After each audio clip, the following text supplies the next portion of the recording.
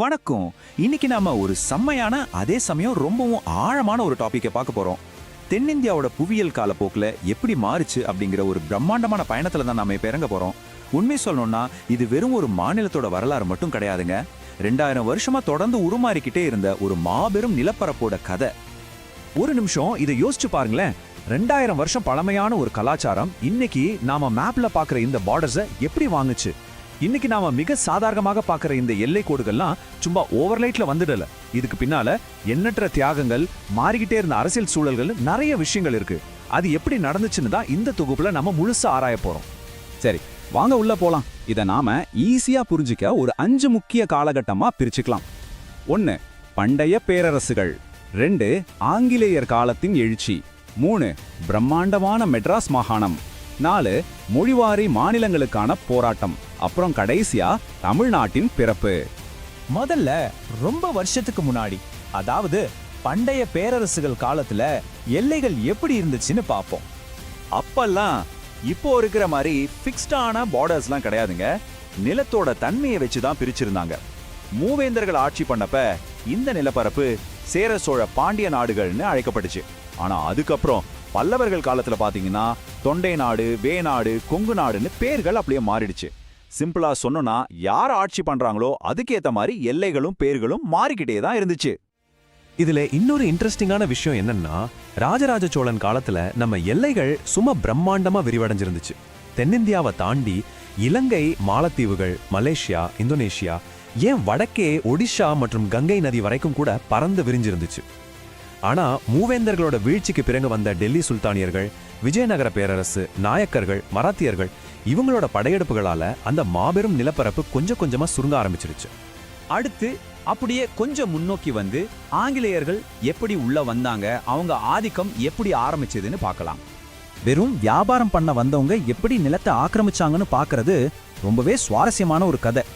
1639ல மதராசப்பட்டினம் அப்படிங்கிற ஒரு சின்ன மீனவ கிராமத்தை ஆங்கிலேயர்கள் ரொம்ப கம்மி விலைக்கு வாங்குறாங்க. அப்புறம் 1644ல அங்க செயின்ட் ஜார்ஜ் கோட்டையை கட்டுறாங்க. அங்க உருவான வேலை வாய்ப்பால வெறும் 10 வருஷத்துல அந்த இடத்தோட மக்கள் தொகை 15,000 உயருது. இதுதாங்க நவீன சென்னையோட ஆரம்ப புள்ளி. ஆனா அவங்களுக்கு வியாபாரம் மட்டும் பத்தல. லோக்கல் ராஜாக்களுக்குள்ள இருந்த பிரிவினையை பயன்படுத்தி கர்நாடக போர்கள், பிளாசி போர், பக்சர் போர், அப்புறம் மைசூர் மற்றும் மராத்திய போர்கள்னு தொடர்ந்து சண்டை போட்டு ஒட்டுமொத்த இந்தியாவையும் ஈஸ்ட் இந்தியா கம்பெனி தங்களோட முழுமையான கண்ட்ரோல்ல கொண்டு வந்துட்டாங்க. இப்போ நம்ம 3வது பகுதிக்கு வருவோம். அதாவது நிர்வாகத்துக்காக அவங்க உருவாக்குன பிரம்மாண்டமான மெட்ராஸ் மாகாணம். ஆங்கிலேயர்கள் இந்தியாவை பெங்கால், பாம்பே மற்றும் மெட்ராஸ்னு 3 பெரிய மாகாணமா பிடிச்சாங்க. இதுல இந்த மெட்ராஸ் மாகாணத்தோட சைஸ் எவ்வளவு தெரியுமா? கிட்டத்தட்ட 1,97,000 சதுர மைல்கள். அதாவது இன்னைக்கு இருக்கிற தமிழ்நாடு மட்டுமில்லாம ஆந்திரா, கேரளாவோட மலபார் பகுதி, கர்நாடகாவோட சில பகுதிகள், ஏன் அந்தமான் நிக்கோபார் தீவுகள் வரைக்கும் உள்ளடக்கிய ஒரு மாபெரும் ஏரியாவா அது இருந்துச்சு. ஆனா அவங்களோட இந்த ஆதிக்கம் ரொம்ப நாள்லாம் அமைதியா போகல. 1857ல சிப்பாய் கழகம் பெருசா வெடிச்சுது. நம்ம சிப்பாய்களோட மத நம்பிக்கைகள்ல தலையிட்டது, அவங்க சம்பளத்தை குறைச்சது, முக்கியமா பன்றி கொழுப்பு தடவப்பட்ட தோட்டாக்களை பயன்படுத்த சொன்னதுன்னு இதுக்கெல்லாம் பெரிய எதிர்ப்பு கிளம்புச்சு. இந்த கழகத்துல பல பிரிட்டிஷ் அதிகாரிகள் கொல்லப்பட்டாங்க. இதோட விளைவா 1858ல ஈஸ்ட் இந்தியா கம்பெனியோட ஆட்சி முடிவுக்கு வந்து இந்தியா நேரடியா பிரிட்டிஷ் அரசாங்கத்தோட கட்டுப்பாட்டுக்கு கீழே போச்சு. 4வது பகுதி மொழிவாரி மாநிலங்களுக்கான போராட்டம். மெட்ராஸ் மாகாணம் எப்படி உடைய ஆரம்பிச்சதுன்னு இங்க தான் நம்ம பார்க்க போறோம். சுதந்திரம் கிடைச்சதுக்கு அப்புறம் மொழியை அடிப்படையா வச்சு மாநிலங்களை பிரிக்கணும்னு மக்கள் கேட்க ஆரம்பிச்சாங்க. ஆனா 1948ல தர் கமிட்டி இதை நிராகரிச்சிட்டாங்க. இருந்தாலும் மக்கள் விடல. 1952ல ஆந்திராவிற்காக பொட்டி ஸ்ரீராமுலு அப்படிங்கிறவரு உண்ணாவிரதம் இருந்து தான் உயிரையே விட்டாரு. இது ஒரு பெரிய டர்னிங் பாயிண்ட். இந்த தியாகத்துக்கு பிறகு 1953ல ஆந்திரா உருவாச்சு. அதோட தொடர்ச்சியா நவம்பர் 1956ல இந்தியா முழுக்க 14 மொழிவாரி மாநிலங்கள் உருவாக்கப்பட்டுச்சு. இங்கதான் ஒரு முரண்பாடு. 1956ல மாநிலங்கள் பிரிஞ்சப்போ மத்த எல்லா பகுதிகளுக்கும் அவங்க கேட்ட அவங்க மொழியை குறிக்கிற பேரு கிடைச்சிது. ஆனா தமிழ் பேசுற மக்கள் வாழ்ந்த நம்ம பகுதிக்கு மட்டும் தமிழ்நாடுன்னு பேர் வைக்காம காலனி ஆதிக்கத்தை குறிக்கிற மெட்ராஸ் ஸ்டேட் அப்படிங்கிற பேரே தொடரும்னு சொல்லிட்டாங்க.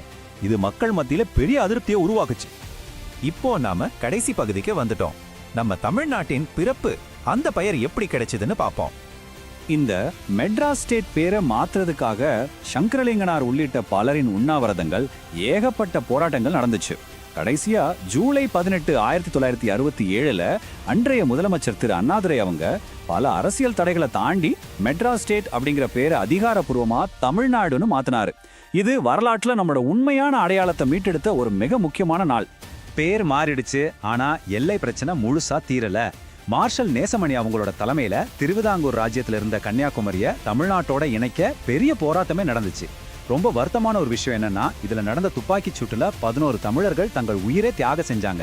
அவங்களோட அந்த ஈடு இணையற்ற தியாகத்துக்கு பிறகுதான் கன்னியாகுமரி நம்ம தமிழ்நாட்டோட இணைக்கப்பட்டுச்சு. இப்போ நம்ம மாநிலத்தோட ஃபைனல் ஷேப் எப்படி வந்துச்சுன்னு பார்த்தா, அது பட்டஸ்கர் கமிஷன் கொடுத்த ரிப்போர்ட் படிதான். நாம கன்னியாகுமரியை பெற்றது போலவே பல முக்கியமான இடங்களை விட்டு கொடுக்கவும் செஞ்சோம். திருப்பதி, சித்தூர், நெல்லூர்லாம் ஆந்திராவுக்கும், தேவிக்குளம், பீர்மேடு கேரளாவுக்கும் போச்சு. அதே மாதிரி கொள்ளைகால், கோலார் தங்கவயல் பகுதிகள் கர்நாடகாவுக்கு போச்சு.